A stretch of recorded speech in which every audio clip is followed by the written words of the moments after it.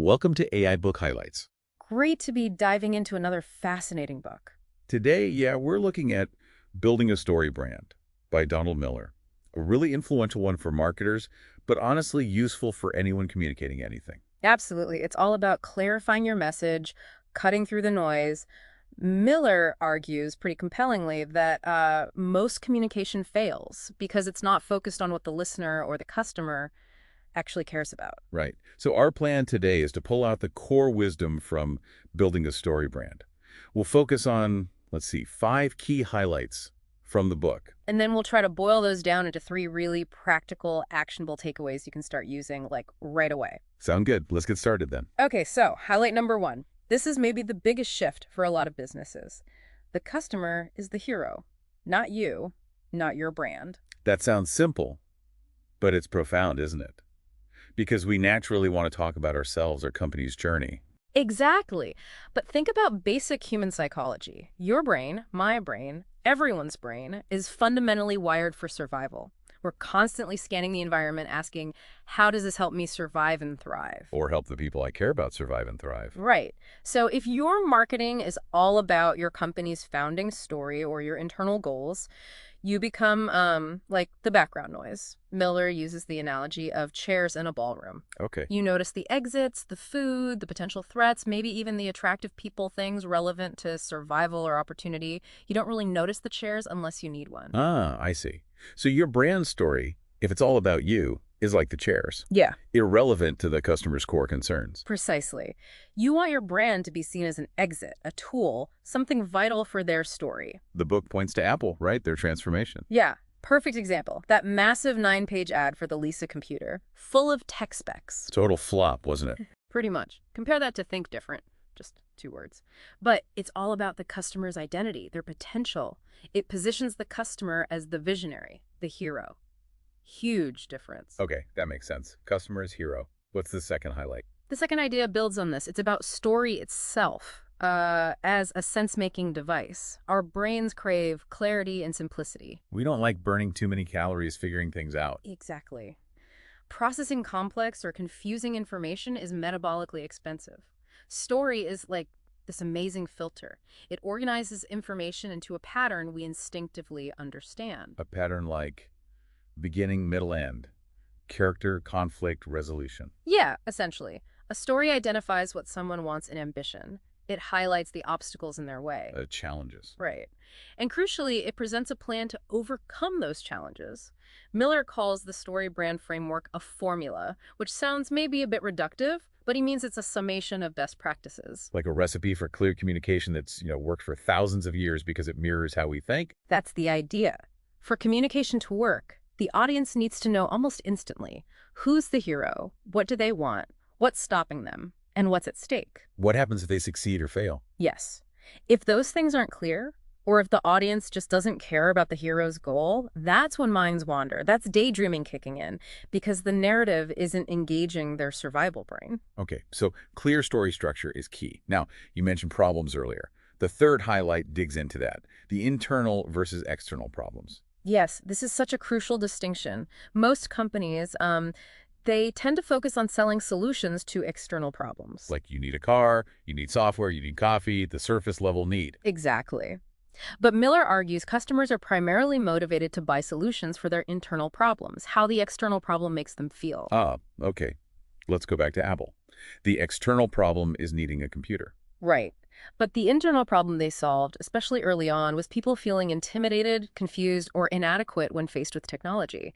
Their simple interface addressed that feeling. I get it. Yeah. So it wasn't just about megahertz. It was about feeling empowered, not stupid. Precisely. Think about national car rental. External problem. Need a rental car. Internal problem, I'm a busy traveler. I hate wasting time with awkward small talk at the counter. So there, go straight to your car messaging. Solve that internal frustration. Yes. Or CarMax. External. Need a used car. Internal. I deeply distrust used car salespeople, and I'm terrified of getting ripped off. And their fixed pricing, no haggle approach directly tackled that internal fear of being cheated. It did. Even Starbucks, you could argue. Yeah. External, need coffee. Internal. I want to feel sophisticated. I want a comfortable third place. I deserve a small treat. It's about the feeling, the internal state. Much more than just the product itself. Fascinating. It really changes how you think about what you're truly offering. So if the customer is the hero, dealing with these internal and external problems, where does our brand fit in? That's the next highlight. Highlight 4, your brand needs to be the guide, not the hero. Okay, explain that. Be the guide. Well, think about classic stories. The hero, Luke Skywalker, Katniss Everdeen, King George VI, they're often uncertain, maybe under-equipped, full of self-doubt. They don't usually have all the answers at the start. Not at all. They need someone wiser, more experienced to help them. They need a guide. Like Yoda for Luke? Exactly. Or Haymitch for Katniss, Lionel Lugs for the king. The guide has been there, done that, and can offer wisdom and tools. So my business should position itself as the Yoda to the customer's Luke. That's the essence of it. The brand is the one with the plan and the competence to help the hero win. Miller contrasts this with the launch of Tidal, the music service. Oh yeah, I remember that. Jay-Z and the other artists positioned themselves as the heroes fighting for fairness. The customer was kind of sidelined. Which didn't really resonate, did it? The customer wants to be the hero of their own music experience. Right. So as the guide, your brand needs 2 key qualities. First, empathy. You need to show you understand the hero's pain. Like Bill Clinton's famous line, "I feel your pain." That kind of connection. Exactly that. It builds trust immediately. Second, you need authority. You have to demonstrate competence. How do you do that without sounding like you're making yourself the hero again? Good question. Authority isn't about bragging. It's shown through things like testimonials from happy customers, statistics, maybe how many people you've helped, awards you've won, data that proves your effectiveness. It shows you know what you're doing. Okay, empathy and authority. Be the trusted, competent guide. Got it. What's the final highlight? The 5th highlight ties it all together. You need a clear plan and a strong call to action. Even with a guide, the hero might still hesitate if the path forward is confusing or seems risky. Makes sense. Uncertainty stops people from acting. Totally. So the guide needs to lay out a simple plan. Miller talks about 2 kinds. A process plan, just a few clear steps to do business with you. Like for a storage company. 1, Okay. measure your space. 2, order online. 3, we install. Simple. Likes the guesswork out of it. What's the other kind? An agreement plan. This is more about alleviating fears, listing promises, or values you share with the customer.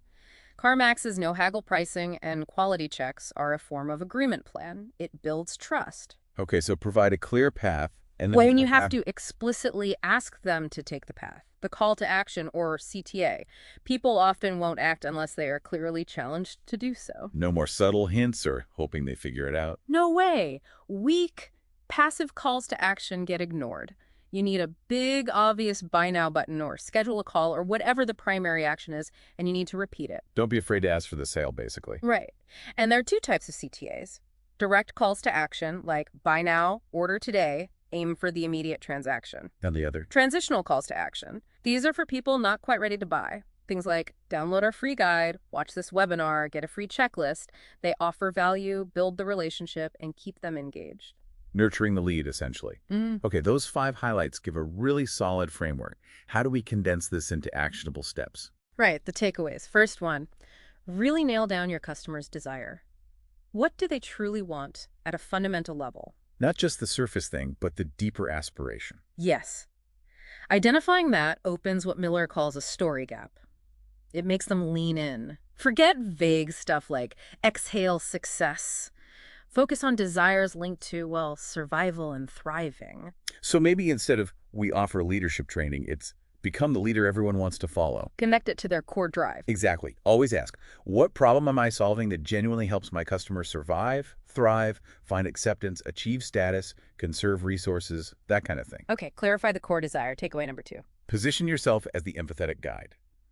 Really understand their pain points, the external issues, the internal frustrations, even the philosophical struggles maybe. Show you get it. Show you get it. Express that empathy. Then demonstrate your authority, cleanly testimonials, data, just like your results track record, but never make it about you. Always frame your authority in terms of how it helps them, the hero. Got it. Guide, not hero. Empathy plus authority. And the third takeaway. Create crystal clear calls to action. Seriously, make it blindingly obvious what you want them to do next. No ambiguity. 0 ambiguity. Use those direct CTAs for people ready to commit. Buy now, sign up. And use transitional CTAs, the free guides, the webinars to build trust and nurture those who aren't ready yet. Don't assume they know the next step. Tell them clearly and make it easy. Tell them what to do. Makes sense. If you consistently do those things, focus on their story, be the guide, provide a clear plan and clear calls to action, your communication will just cut through so much more effectively. Fantastic summary. Well, thank you for exploring Donald Miller's Building a Story Brand with us today. It's powerful stuff. It really is. We hope you'll think about how these ideas, especially putting your customer's story first, can transform how you communicate. Understanding their narrative, their problems, or aspirations. That's really the key. Absolutely.